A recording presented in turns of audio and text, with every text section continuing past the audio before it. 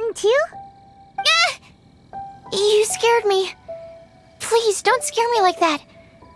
I was giving my research report some much-needed consideration. But you were just standing over there, staring into space. Not at all. I was just thinking of a name for a new subspecies of sweet flower I propagated. It has seeds that are 4 times as large as normal. Oh, are you interested? Wonderful. Next time, please allow me to show you the fruits of my work. It's a shame. If I wasn't coming to this mountain, I would have brought some samples with me. Yeah, weren't you doing research in the city? How come you're here?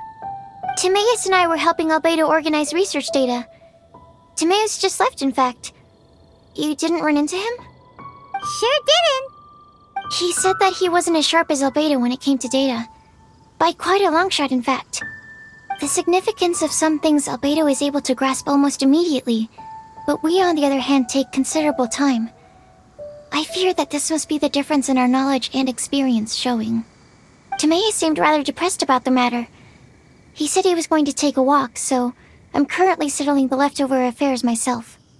I was originally going to take a look around myself after finishing up here, but unexpectedly, I gleaned some interesting data from these reports. But, well, guess my search for secrets will have to wait. Secrets? Ooh, what secrets? Actually, do you two have time right now? Don't have anything on us but that.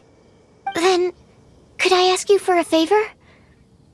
In truth, I feel like Albedo is concealing something from myself and Timaeus. But isn't he your teacher? What would a teacher have to hide from his students? That's true, but I feel like he's always hiding something. It is my personal guess that it is some great secret of alchemy. Wait, how are you so sure? Timaeus and I are both passionate researchers of alchemy. If it was anything else, Albedo wouldn't have any reason to hide it from us. You do have a point. Could you help me investigate what it is that Albedo's hiding? Please. I'm just too curious. What do you think? Yes! Thank you, thank you. All right. Let's take a little trip, shall we?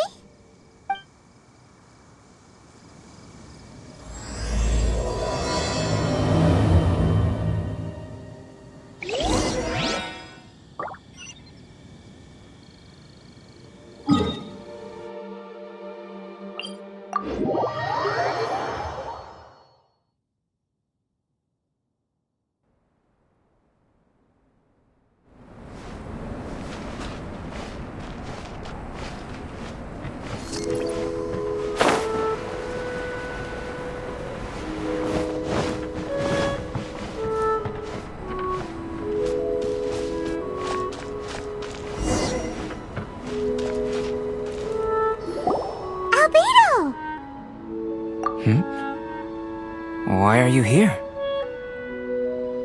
Are you lost? No, we're not. A secret? Hey, what are you doing? Our mission calls for a delicate approach. Sure, but still. Actually, you've arrived at just the right moment. I have business with you too, in fact. Here, catch. Huh? What's this? As you can see, it is a sword. I did not make the sword. However, I did add some alchemical touches to it. Would you like to try it out? My research indicates that this sword has some unique properties. Only you can use it. But I need to gather data from it quite urgently. So, could I bother you to use it in battle? Wait a second. How can there be a sword that only one person can use? Very astute of you. This sword has indeed had a curse laid upon it. An ordinary person would be unable to wield it at all. However, you are an exception. Huh? Or perhaps I should say that only you are immune to the curse. As such, who could I find to help me if not you? We gain little from saying more. Go find some monsters nearby. After all, Some things are best discovered through practice.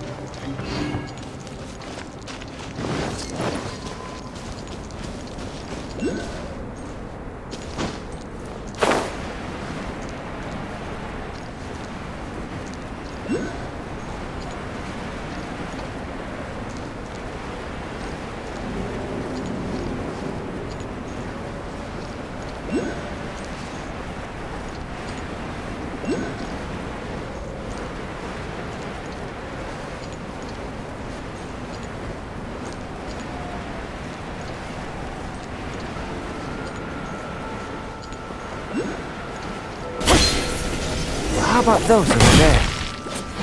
Paimon still has a bad feeling about this.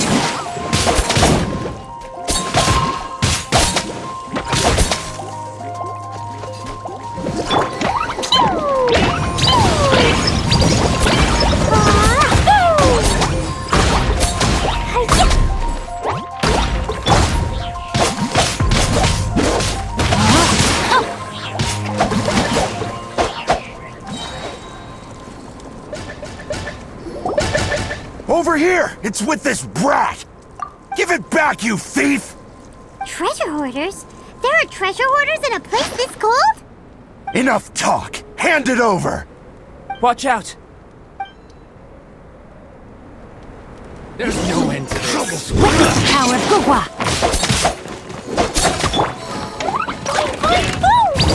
Dumpy, dumpy, go!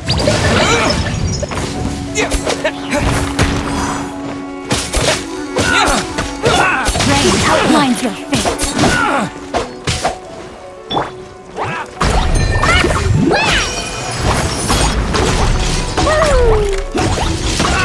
La la la!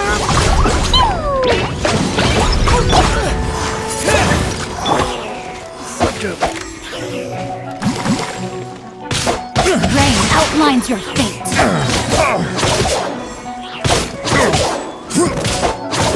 Time to act.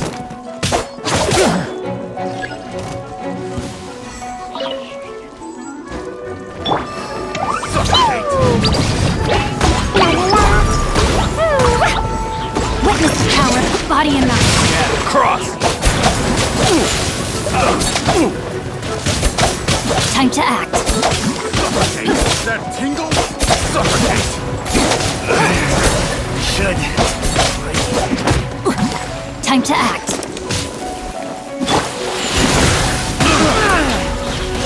Suffocate! That tingle?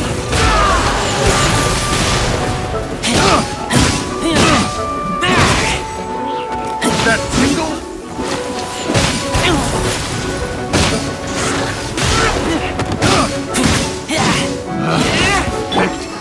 La la la!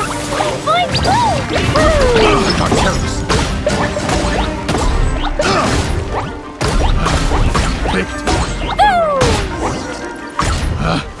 Picked. Now that's rich! Treasure hoarders calling us thieves? They certainly arrived quickly. Goodness, no. They seem to have been talking about this sword. What's going on? Why are you looking at me like that? Of course I didn't steal the sword. Not long ago, the Knights caught a band of treasure hoarders outside the city. The goods they were smuggling were also impounded. This sword was one of those items. We believed it to be stolen plunder, but no one came to claim it. Nor could we find out where it came from, so it languished in our stores. I noticed it quite by chance while in our storehouse. To tell you the truth, such an old sword would see little use outside of alchemy. You claimed it for yourself? Just like that? So, then what happened? You just took it with you? Indeed. And I initially intended to perform some experiments on it. but I unexpectedly discovered its true origins in the process. This ancient-looking weapon once passed through the hands of a now-deceased blacksmith. It is a legendary, magical sword. A magical sword? It is said that the smith vanished not long after creating the weapon, with the weapon subsequently becoming lost to time. Working backwards from its eventual fate as plunder, one can guess that it was then stolen by the treasure hoarders, where it remained in obscurity till recently. The blacksmith who made this weapon disappeared? That's kinda spooky. No wonder it's cursed. Exactly. Do you know the story of Durin in this mountain? Durin was the black dragon who menaced Mondstadt, before finally being defeated by the combined efforts of Dvalin and the Animo Archon Barbados. After a fierce battle, the vanquished Durin crashed to ruin here, falling into the thick snow. Snow gathers atop this mountain and never melts, which is a most curious phenomenon. Which leads one to wonder, was Durin's fall here purely by chance, or was it intent? Could it really have been intent? Perhaps this place was chosen as a gravesite precisely so that the snow's power could seal the corrosive toxin coming from Durin's body. It seems plausible that Barbados would think of such a method. Huh. Was Barbados such a capable god? Well, these are just my postulations. I don't have any evidence. But what's for certain is that this mountain and Durin are deeply intertwined. In fact, I believe that the very sword in your hand has Durin's remains in it. A dragon's remains? Indeed. The dragon's eyes, claws, and scales ground into dust before being used to coat the blade. In this way, Durin's corruption and venom entered into the sword and became the source of its power. This is very advanced craftsmanship. I presume that having successfully forged the weapon, the smith must have tried it out themselves in their joy. But using the sword in battle would have allowed the corruption to seep through the blade's handle and into their bodies. Ordinary mortals cannot withstand such power. The blacksmith must then have fled, driven mad by the curse, before meeting their end in some unknown place. You've purified Dvalin's tears before, which is a very rare ability indeed. This ability has protected you from being corrupted or poisoned, and you can completely eliminate their effects, which is why you and only you can properly wield this sword. Still, this sword really is huge. Yikes! It's glowing! As far as I'm concerned, this is where the real experiment begins. This sword is still very weak at present. However, it is able to absorb energy, and through that, it is able to constantly become stronger. In some sense, you could even say that it is a living thing. Well then, traveler, adventure with it to your heart's content. I need you to help it grow. I believe that we will soon have all the proof that we need.